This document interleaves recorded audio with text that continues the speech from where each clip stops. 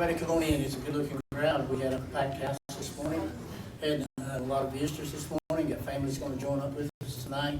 So we've been praying for a long time, and God has brought in another new family tonight. And I know God is going to continue to bless Rockville Grove Baptist Church. He has to. I have spent many hours in prayer in the last 3 or 4 months, and I'll explain that to you at the end of the service and try to help you understand where I'm at. And the Lord has just blessed and blessed. We've had so many people that has volunteered for jobs and volunteered for new positions, and God has just blessed and blessed and blessed. And I'm so thankful. I'm so thankful that I don't have to worry about that stuff. I just it don't matter no more. I'm just telling you, it just don't matter no more. The only thing that matters is God pleased. If God is pleased, I'm good. So I'm thankful for what God has done, what He's doing, and what He's going to do. A lot of new families has come in. I think it's probably the 7th that has come in the last few months. And I'm so thankful for that. So let's just take up our bus offering tonight, if you would, please. This is just a bus offering. So please.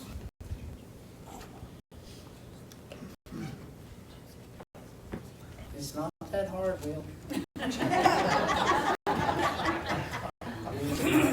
complicated.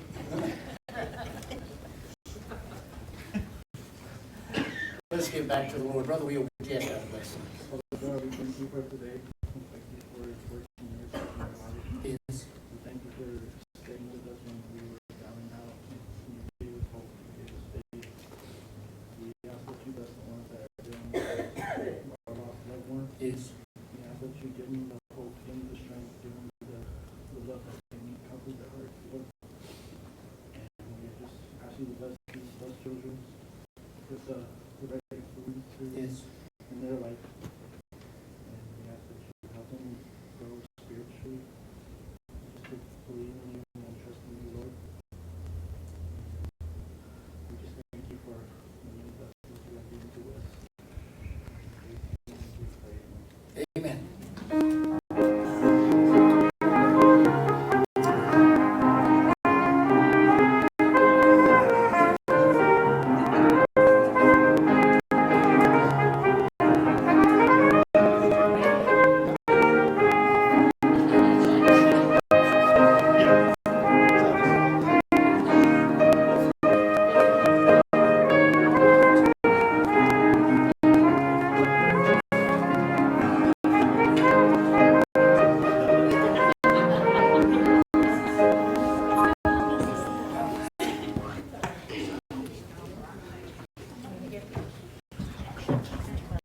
As the choir comes up to the choir pews, if you would please stand, turn in your hymnals to page number 2. Number 2.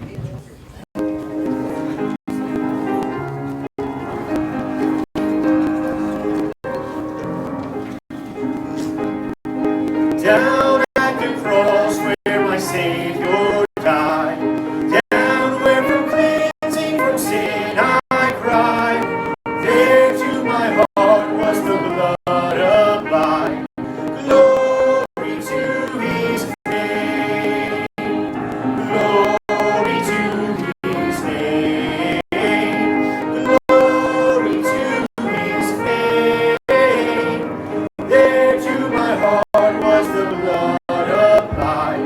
Glory to His name.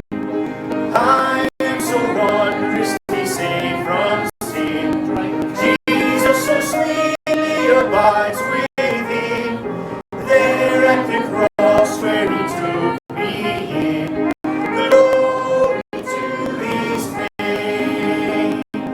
Glory to His name. Glory to His name. There to my heart was the blood applied. Glory to His name.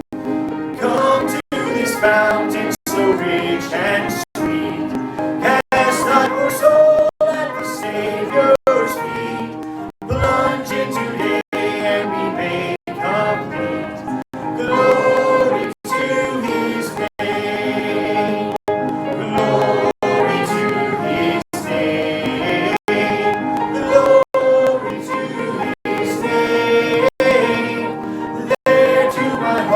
was the blood applied. Glory to his name.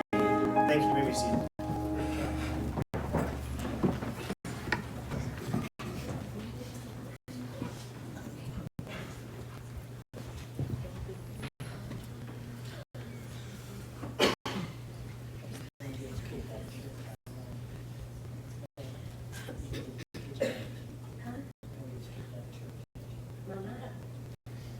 Go pick her up home, buddy.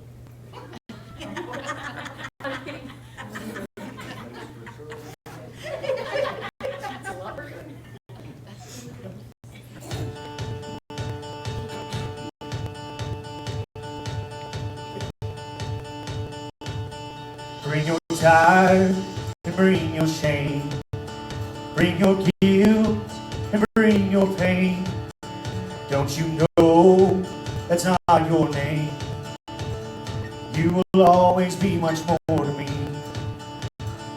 Every day I wrestle with the voices that keep telling me I'm not right. But that's alright, 'cause I hear a voice and he calls me redeemed. When others say I'll never be enough, and greater is the one living inside of me than he who is living in the world. In the world, in the world, and greater is the one living inside of me than he who is living in the world.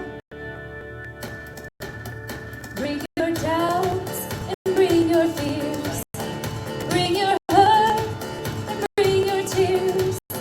There'll be no condemnation here. You are holy, righteous, and redeemed. Every time I fall, there'll be those who will call me a mistake. But that's okay, 'cause I hear a voice and he calls me redeemed. When others say I'll never be enough, and greater is the one living inside of me than he who is living in the world. In the world, in the world, and greater is the one living inside of me than he who is living in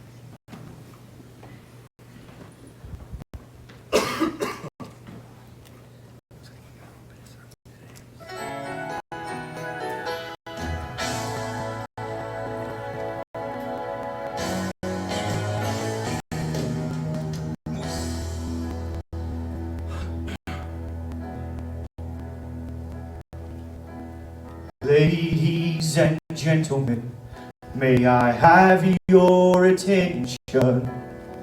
I want to introduce to you, in this corner of the good and the right, stands a champion robed in white. His height exceeds the heavens, his weight outweighs the world, his reach reaches everywhere, his age is evermore. He is higher than the highest, greater than the great. No one will ever take his crown away. He's more mighty than the mightiest, and he reigns from above.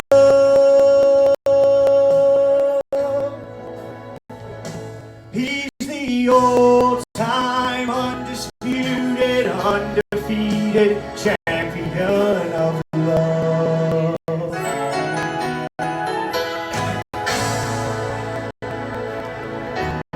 He left his hometown to enter this arena, to raise his hands in victory for me.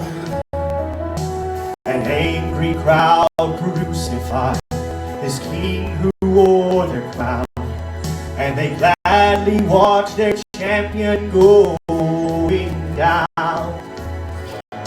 But I will never count him out, for I'm a witness of the day he rose to retain the title, champion of love. He is higher than the highest, greater than the great. No one will ever take his crown away. He's more mighty than the mightiest, and he reigns from above. He's the all-time undisputed.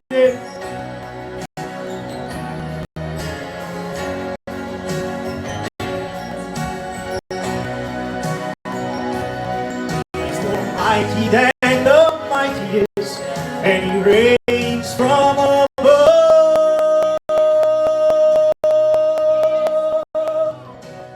He is higher than the highest, greater than the great.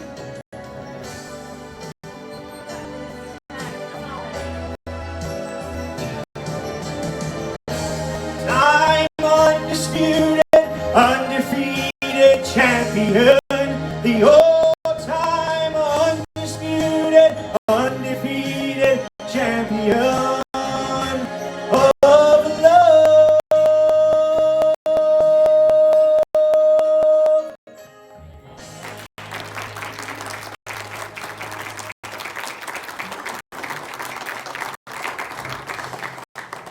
Nehemiah, please. Nehemiah chapter 4. Grab your Bibles. The enemy was coming in and already burnt the city down and tore down the walls. Then Nehemiah come in and said, we're going to have to put a stop to this mess. It was surrounding him, his family, the mighty army, the war that was going on, and he looked at it and said, don't you think somebody ought to do something about this? Don't you think you ought to grab a handful of believers and start building a wall? Now, it's a picture of building a wall around your home, around your family, around your classroom, around your bus, around your ministry.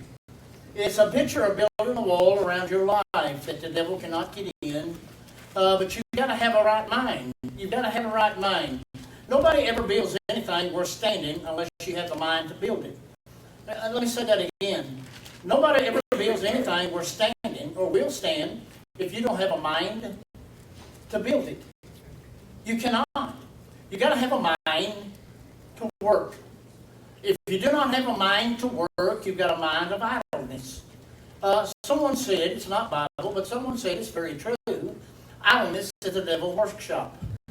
As long as he can get into your idleness, you'll never build anything. You'll not build a wall. You'll not build anything of structure that will hold up or stand up or protect your family or your home or your business or your ministry. It cannot be done. It cannot be done. So I want to try to help you tonight to understand a few things. We talked about it this morning. God's got a plan. God's got a plan for everyone's life. The devil's got a matching plan. If we do God's plan, then it'll go along with our lifestyle and our joy and our prosperity. If we don't do God's plan, it goes along with total confusion and total self-centeredness. You see, when God has a plan, we submit and obey and follow, and everything goes wonderful. But it comes with rules, and it comes with commitment, and it comes with a responsibility. But when the devil gives you a matching plan of his, there's no rules, there's no commitment, there's no responsibility. Just do whatever you want to do. That's the world's plan. Just whatever you want to do. And the plan of the devil is of the world, and lets the world make you feel real good. While all of his enemies is tearing down your home, tearing down your family, tearing down your workplace, tearing down everything that you ever built. Well, we don't realize what's going on. So I want to try to help you tonight to understand what I'm going through and what you're going through. Some of you I know personally, and try to help you tonight. So let's title it, if I can, what kind of a mind do you have? What kind of a mind do you have? It'll show a whole lot. It will produce a whole lot. It will have some experiences of a whole lot. Because you see, you can only do what's on your mind. I'm talking about sufficiently that's pleasing to God.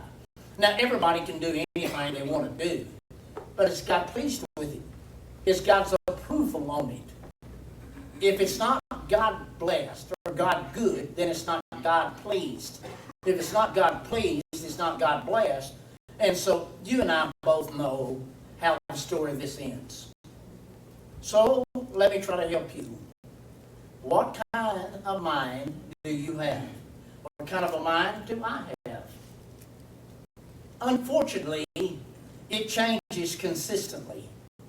It changes in the middle when you don't even think it'll change, and it changes.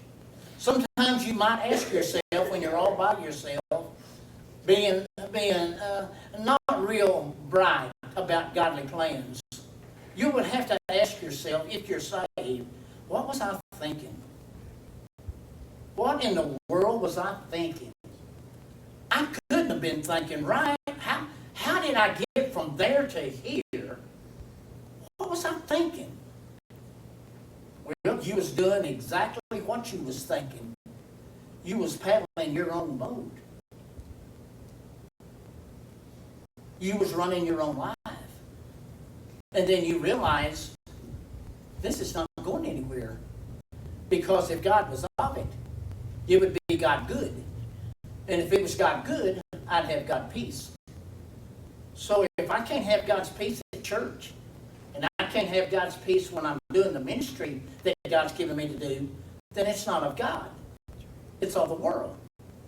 So the only way that we can keep going is have God's good, God's assurance that goes with God's peace.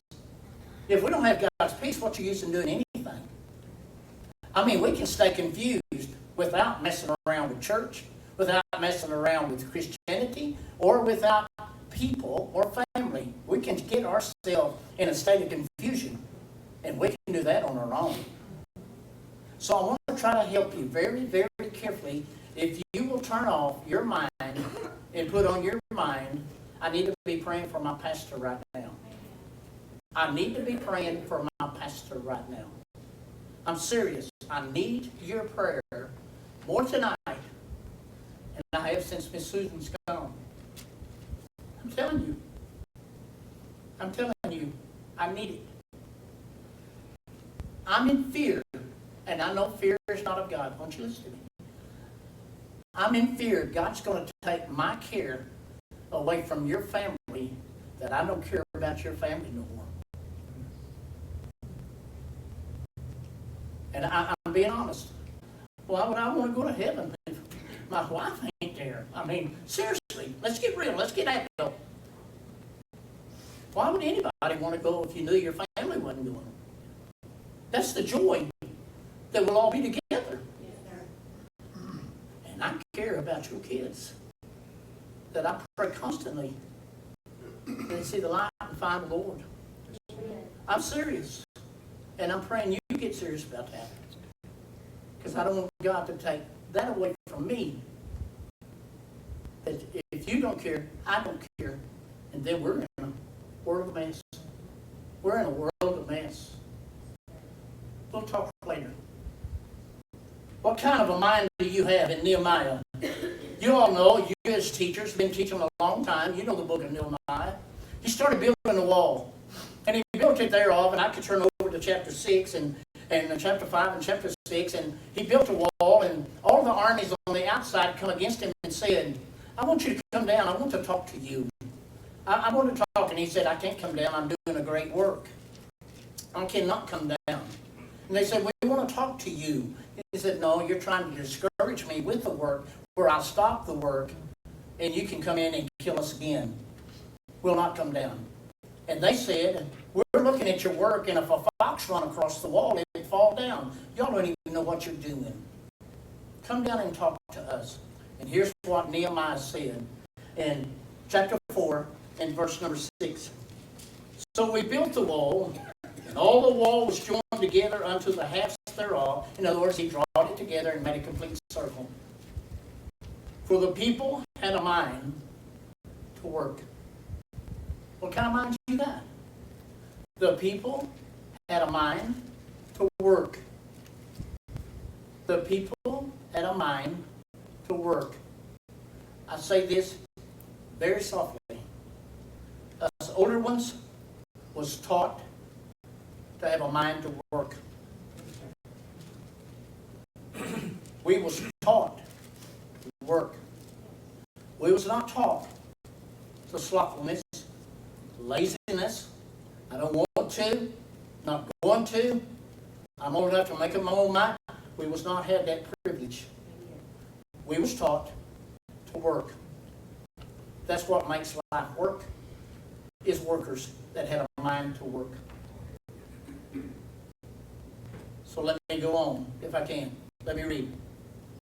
So build we the wall, and all the wall that was joined together, unto the halves thereof, for the people had a mind to work. Make yourself a note. You will always have a mind to be set. You will always have a mind to be set. It's up to you what you will set it to do. It's up to you what you set it to do. As the choir most lovely sang, one of the new songs, thank God.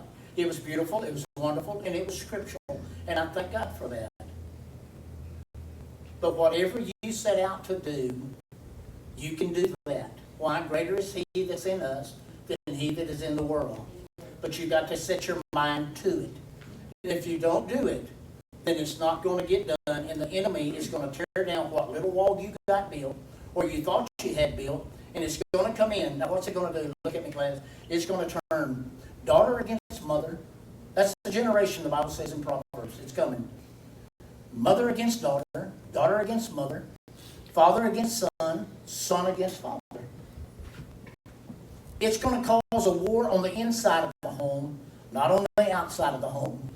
Why? Because the devil hates the home. He wants to destroy the home. And if he can get inside something that is broke, knocked down, tore down, then he's going to get in and pit one against the other.